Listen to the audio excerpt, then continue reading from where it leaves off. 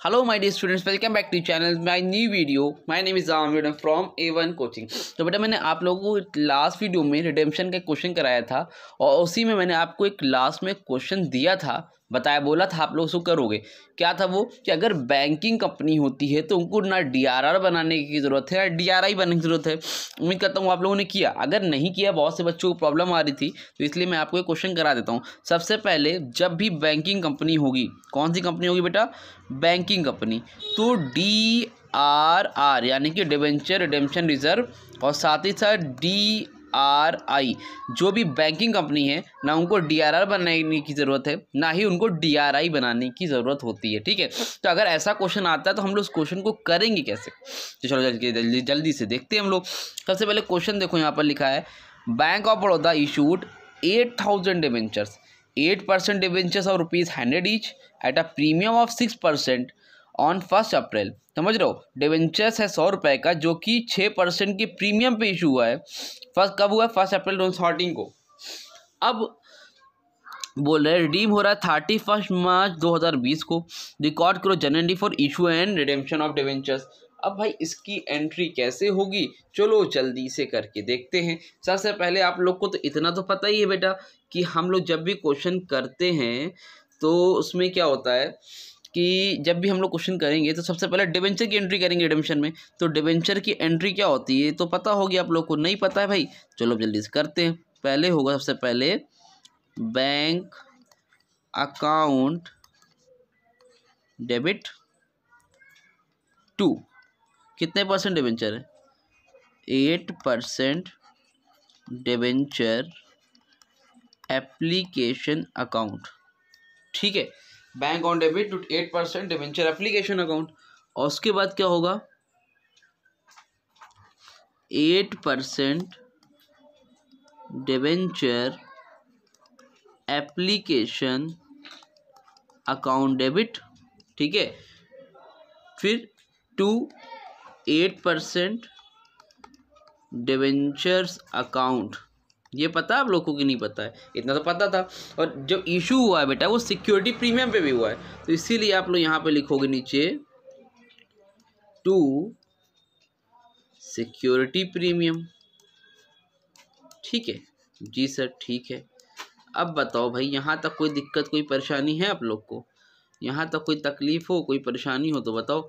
अभी मेरी राइटिंग की आदत नहीं है तो इसलिए आप लोग को बोल भी रहा हूँ, तो आप लोग लिख लेना, 2-4 दिन में हैबिट मेरी भी हो जाएगी नोटपैड पे लिखने की। ठीक है, तो अब ये चीज़ देखो कि सबसे पहले कितने डिबेंचर इशू हुए हैं बेटा? यहाँ पे 8000 और कितने का है? 100 रुपीज़ का। साथ ही साथ 6% प्रीमियम भी है, तो 100 में 6% अगर निकालेंगे तो कितना रुपये आएगा? 6 रुपये।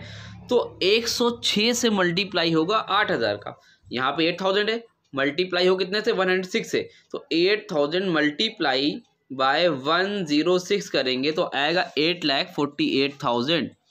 कितना आएगा भाई? 8,48,000। यहाँ भी वही लिखो 8,48,000, यहाँ पर लगा दो कॉमा।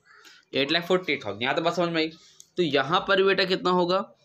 यहाँ पर भी आपका वही 8,48,000 ही होगा। ठीक है, यहाँ तक कोई दिक्कत की बात नहीं है। अब यहाँ पर कितना लिखें? यहाँ पर देखो सिक्योरिटी प्रीमियम भी है और डिबेंचर्स अकाउंट भी है। देखो इसमें आना कितने के हिसाब से पैसा था? 6 रुपये तो एक्स्ट्रा आया है ना। तो 8000 का आप मल्टीप्लाई करो, 8000 का मल्टीप्लाई करो आप 100 से, कितना आएगा? 8 लाख रुपीज़। तो डिबेंचर्स अकाउंट में कितना होना चाहिए भाई? डिबेंचर्स में होना चाहिए 8 लाख रुपीज़। यहाँ तक बात समझ में आई? जी सर। और सिक्योरिटी प्रीमियम में कितना आ जाएगा? 48,000 रुपीज़। यहाँ तक ठीक है? समझ में आ रही बात कि नहीं आ रही? आई होप यहाँ तक एकदम अच्छे से आप लोगों को क्लियर है। अब देखो आगे अब करनी है डिबेंचर की एंट्री। अब जब डिबेंचर की एंट्री करनी है भाई तो ये बताओ, एक सेकेंड रुकना। ठीक है, तो अब आप लोगों को जब आगे करनी है डिबेंचर की रिडेम्पशन की एंट्री, तो रिडेम्पशन में है क्या भाई? यहाँ पे आपको सबसे बड़ी एक दिक्कत यहाँ पर ये दी हुई है कि कौन सी कंपनी है? बैंकिंग कंपनी है। और बैंकिंग कंपनी में ना डीआरआर बनता है ना डीआरआई बनता है। लास्ट वीडियो में आप लोगों ने डीआरआर और डीआरआई बनाया था, बट इसमें आप लोगों को डीआरआर और डीआरआई बनाने की बिल्कुल भी ज़रूरत नहीं है। जब भी ऐसा state bank of India, bank of Baroda वगैरह कुछ भी लिख किया जाए तो आप कभी भी डीआरआर और डीआरआई नहीं बनाओगे। आप डायरेक्ट एंट्री पास करोगे किसकी? आप एंट्री पास करोगे डिवेंचर्स होल्डर को पैसा देने की, रिडेम्पशन की एंट्री। आपको डीआरआर और डीआरआई की एंट्री करने की ज़रूरत यहाँ पर नहीं है। तो इसकी एंट्री क्या होती है भाई, चलो जल्दी से करते हैं। इसकी एंट्री होगी 8% debenture, 8% debentures account debit to debentures holder account, to debentures holder account. कितना पैसा देना भाई डिवेंचर्स होल्डर को, 8 लाख रुपीज़ देने, जो फेस वैल्यू वाला होता है। तो 8 लाख रुपीज़ दिया जाए भाई, ठीक है। और यहाँ पर भी वही लिख लो, क्योंकि देखो रिडेम्पशन तो कहीं प्रीमियम पे हुआ नहीं है, कहीं भी क्वेश्चन में क्या ये लिखा है कि रिडेम्पशन प्रीमियम पे हुआ है। देखो प्रीमियम पे इशू हुआ है लेकिन रिडेम्पशन आपका नॉर्मल हुआ है, ठीक है। जब नॉर्मल हुआ तो 8 लाख रुपये देना, तो 8 लाख रुपये देंगे। तो लास्ट में सबसे लास्ट एंट्री क्या होगी बेटा इसमें, तो आप डिवेंचर होल्डर को पैसा पे करोगे।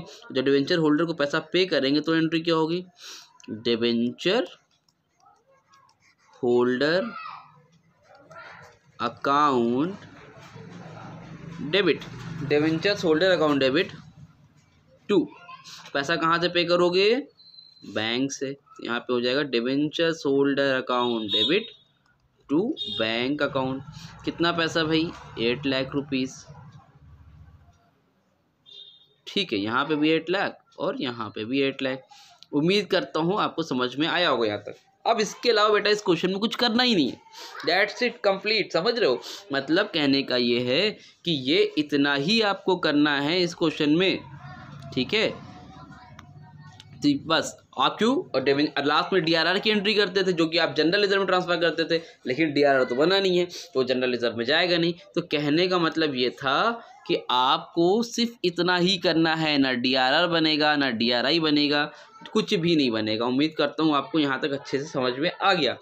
सब समझ में आ रही बात। नॉर्मली डिवेंचर की एंट्री आपने पास करी, यहाँ पर bank on debit to 8% debenture application, फिर 8% debenture application to 8% debenture account to security premium. जब ये हो गया तो आप लोगों ने क्या किया, उसको ट्रांसफर कर, डिवेंचर होल्डर को पैसा देना था। डिवेंचर होल्डर को पैसा देने से पहले हर बार हम लोग क्या करते थे बेटा, डीआरआर और डीआरआई बनाते हैं, लेकिन इस क्वेश्चन में नहीं बनाएंगे क्योंकि ये कौन सी कंपनी है, ये बेटा देखो यहाँ पर दौड़ते हुए ऊपर आओ, ये क्या लिखा है, bank of Baroda. Bank of Baroda यानी कि बैंकिंग कंपनी है, और बैंकिंग कंपनी में आपको बनाने की ज़रूरत नहीं होती है। तो उम्मीद करता हूँ आपको अच्छे से समझ में आ गया होगा ये क्वेश्चन, और आप लोग को दिक्कत यहाँ पर नहीं होगी। तब भी कोई डाउट रह गया हो तो कमेंट सेक्शन में इंस्टाग्राम पे कॉन्टैक्ट कर लेना। और राइटिंग उम्मीद करता हूँ समझ में आ रही होगी, धीरे धीरे इंप्रूव हो जाएगी इस पे। हालांकि बोर्ड पे वीडियो आती रहेगी, ऐसा नहीं कि बोर्ड पे नहीं आएगी, बट जो प्रैक्टिस क्वेश्चन रहेंगे वो इस पे ही करा दिया करूँगा, ताकि आपको भी जल्द से जल्द वीडियो मिलती रहे। इसमें फ़ायदा ये है दिन शाम रात आप लोग के लिए हर टाइम वीडियो अवेलेबल रहेगी, तो बहुत सी वीडियो आप लोग के लिए आती रहेगी। और बस अच्छे से प्रैक्टिस करते रहो। कोई डाउट रह जाए तो कमेंट सेक्शन में इंस्टाग्राम पे कांटेक्ट कर लेना। मिलते हैं न्यू वीडियो में, तब तक के लिए थैंक यू सो मच।